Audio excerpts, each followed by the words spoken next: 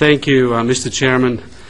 I appreciate the fact that I was moved up a little bit so that I can get out of here before my back completely goes out on me. I'm going to be speaking on House Bill number 5163, an act requiring the establishment of a searchable database for state expenditures. Let me start by saying that one of the things that intrigued me to put a bill in relating to this is what I saw with relation to Yankee Institute's ConnecticutSunlight.org. When I went in there, of course they're trying to do a service to the public, providing information. When I went in there and typed a few names that I know, including my own, I found that there were errors. And I decided that we should not leave it up to private enterprise that is, or not-for-profits that may have a political agenda to really provide the information the public should know, in my opinion, and public should have available to them electronically at any point in time that they want to observe. For example, let me just say this. I printed out something from that website just now that relates to somebody that lives at my house. They have her down as getting $22,611,000 from Connecticut State University system. She only taught 2 courses part-time, was nowhere close to that amount.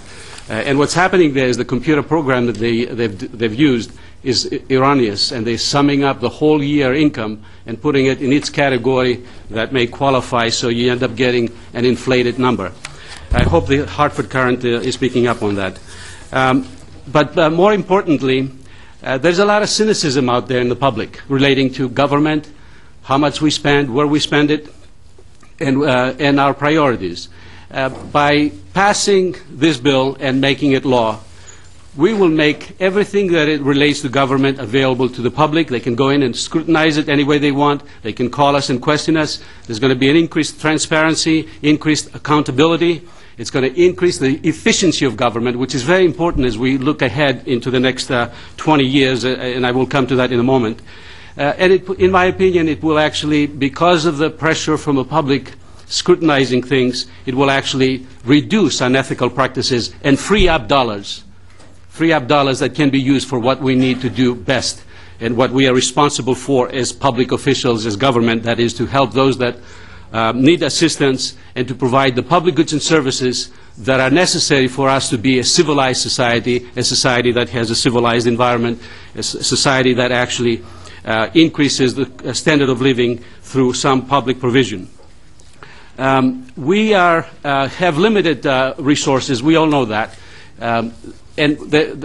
If we don't really spend those dollars efficiently, that means we're not going to be able to provide everything we need for our children, their education, for our elderly, and those that are in need and need help. As you all know from my past statements in the House of Representatives, I think the role of government is very important and very substantial, and it should be. But at the same time, waste should not be present, and accountability should be in the forefront. With relation to what I mentioned before, over the next 20 years, we're going to face an unprecedented pressure in terms of government spending at all levels, federal government, state government, local government, because of the demographics. Because we are moving into an era where you're going to have much fewer working people per retiree than ever in the history of the U.S. In fact, ever in the history of the world, for that matter.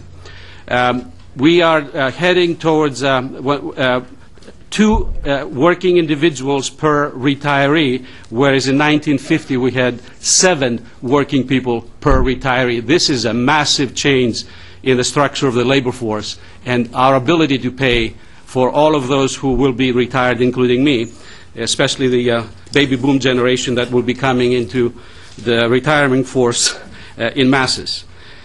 We have to spend and invest smarter and more selectively and set priorities in a much more smart and efficient way. We have to, in my opinion, use approaches that perhaps we don't talk about as much in our process here that is cost minimization analysis, which simply means that if we decide that we want to do something for the good of the public, and we should try to find the least cost possible way to do it. That way we free up dollars to do other things that are important or as important. The other thing that we do that, and I bring that to my students in public finance all the time to their attention, when we discuss things here, we discuss them each item individually, and most of them are wonderful, great programs that we should really, but if we're not looking at the finances and comparing to other things, we should be financing. But on the other hand, the resources are limited. And if the resources are limited, we have to do what we call comparative impact analysis, where you're comparing different possible projects or programs that you want to finance and choose the ones that give you the best for your buck, that is the highest rate of return. Now, I'm saying these things partly because this is my first time that I have a chance to speak with you on this. But we do have over $50 billion unfunded liabilities. The boat is in the middle of the Atlantic. We have to get it back, and it's going to be very tough. Very tough, because this type of funding that we need over the next 20, 25 years is unprecedented, in my opinion. We cannot and should not fund everything requested, but we should fund programs that support the poor, programs that support those that need health care, programs that support our students, and programs that are absolutely necessary for our elderly. We should not be funding everything and anything. And I think that this proposal that I'm making in terms of making the data available online will actually help us, because we will be getting people doing evaluations and calling us up, hey, I just did this, and this is what it shows me, and perhaps you should consider this as a possibility rather than this program versus that program that may get you more of a return than otherwise would be the case. Having said all of that, I want the public that is listening in to understand that Connecticut has done a great job when it comes to spending and taxing. For the last 20 years, since the income tax was passed, the size of our government is exactly the same thing, exactly the same size it was in 1992.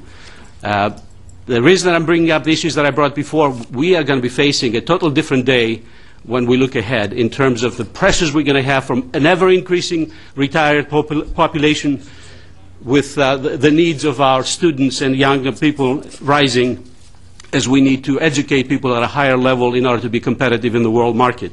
So having said all of that, I appreciate your support, I hope, and I appreciate you having me up here first because of my health problem.